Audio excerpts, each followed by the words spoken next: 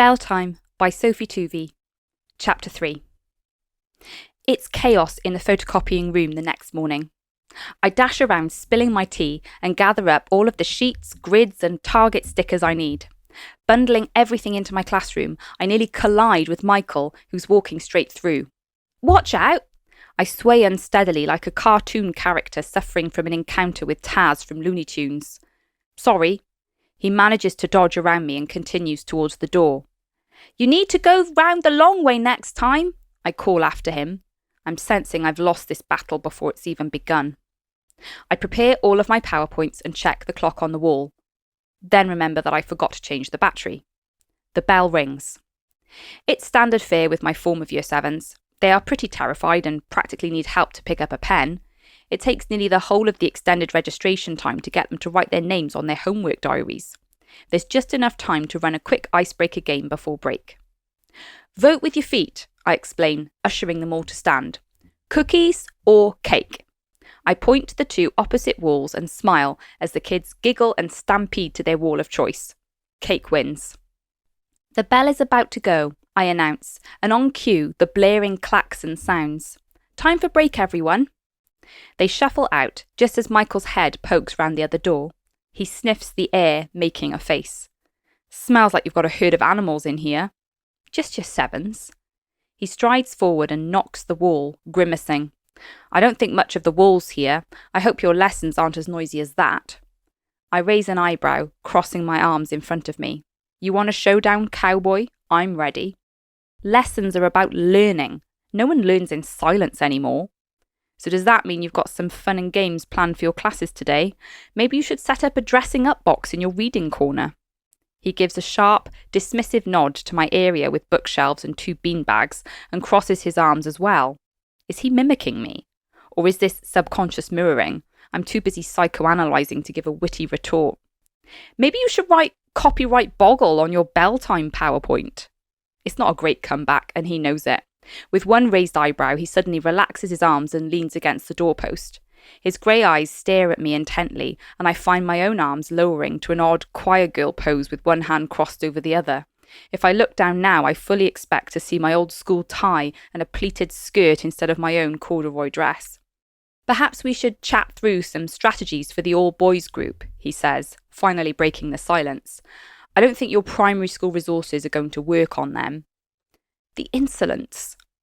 I'm sure they'll be fine, I say, with false confidence, turning away so I can't see him roll his eyes at me. In reality, by the time it comes to meeting the group, my palms are sweaty and I'm checking the corridor, waiting for their imminent arrival. I haven't taught any of these individuals before, least of all as one testosterone-fueled mass. I've had plenty of run-ins with them while being on yard duty, though. They bundle into the classroom and seem to fill it immediately, even though they are half the size of a normal class. Perhaps it's all the rugby kit bags. I take a look at my get to know you activity and make a quick decision to hand out their exercise books instead. All they have to do is write their name and mine, but there's a constant squall of noise as I write my name on the whiteboard for them to copy and take the register. Tyler? I call, looking round the room, reflecting that if this was a GP surgery, I'd get my hand bitten off every time I called someone's name. Sadly, it's the afternoon graveyard slot and no one wants to be here. When I manage to make eye contact with one of them, they shrug and look out of the window. It turns out that Tyler's the only one not here. I briskly introduce the first task, writing out what you want to do when you leave school, then sticking this in the front of your book as a reminder of your ambitions when it's Friday afternoon and you don't want to do any work. Or, judging by the slumping over the desks, any lesson at any time of day. I circulate and see what the boys are writing. Most of them want to go to college, which is heartening. I'm feeling quite pleased at the focus they're showing, despite the continued buzz of conversation, when the door opens and a tall, leaning boy saunters in. Tyler? I address him, trying to keep my voice curious and neutral as the behaviour handbook suggests. Why are you late? His hair is long and chaotic over his eyes, and he's thin and spindly. His voice is surprisingly confident when he answers me. I was with Mr. Myers. The head of year. He knows I can't argue with that. He finds a seat, smirking. The other boys quieten down, and it seems rather ironic that they give him such a respectful silence. We were just writing down our ambitions for when we leave school. I place a handout on the desk in front of him. Play Black Ops? The boys snigger. He obviously thinks he's hilarious. I meant something that you're not doing already. He looks more sullen now. I definitely lost the curious, and the neutral is slipping into open lecture zone. I'm sure most of you realise that passing English is going to be really important to get to where you want to go. I want all of you to have the opportunity to pursue the qualifications you need, and a C grade will open doors for you to do that.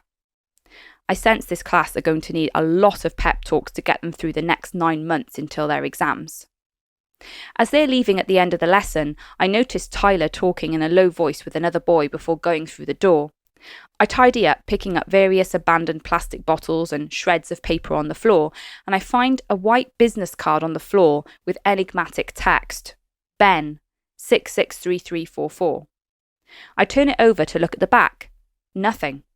Who would bother to print a business card with only a first name and a phone number? Odd.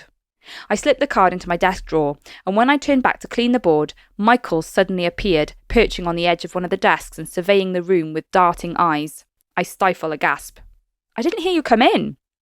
So, how was my boys' group? He says, scrutinising my face and completely ignoring my shock at seeing him apparate like Harry Potter. I roll my eyes. Does he expect me to fall apart after just one lesson with them? Fine. Tyler's a bit challenging. He nods as though this is exactly what he expected, even though it's his first day in this school and I've been here for 5 years. I know it must be hard for you as a female teacher. I give him my death stare, and for once he shuts up. I thought I should ask you what you want me to do with your group tomorrow. I look at him suspiciously. He doesn't seem the cooperative type. Well, you could do the spelling diagnostic if you like, then perhaps read something with them. An extract maybe? Curious and neutral all over again. Who said behaviour management was just for kids? He's still staring at me, and I try to relax my face out of its frown. Any text in particular? What do you like? I imagine him reading Jason Bourne thrillers. Cormac McCarthy? Ugh, so depressing. No. George Orwell? I make a face. Try something more middle grade. The Boy in the Striped Pyjamas? Grim, but good. Sure. I turn away to stack some books onto the shelf, expecting him to disappear, but he doesn't. What did you think of Jeff's announcement yesterday? About being promoted? I bend over to retrieve some pens and glue sticks. I'm pleased for him. Liz didn't seem very happy. I open my mouth and close it again, straightening up. His eyes glow like a tiger's, ready to pounce. We hold each other's gaze. I know I'm new, but it won't take me long to find out what the lay of the land is, so you might as well just tell me. Tell you what? I stall. Okay, I'll say it for you. She's been in that job for years and she doesn't lift a finger. Am I right? I turn away and busy myself with the clutter on my desk. Clearly I am, he mutters to himself. Look, you can't just come in here and what? Don't you realise this school is on the verge of being shut down? That's what we're being paid to do, to come in and identify the dead weight. Well, I hate to think what you're going to say about me then, I challenge him. His eyes glint.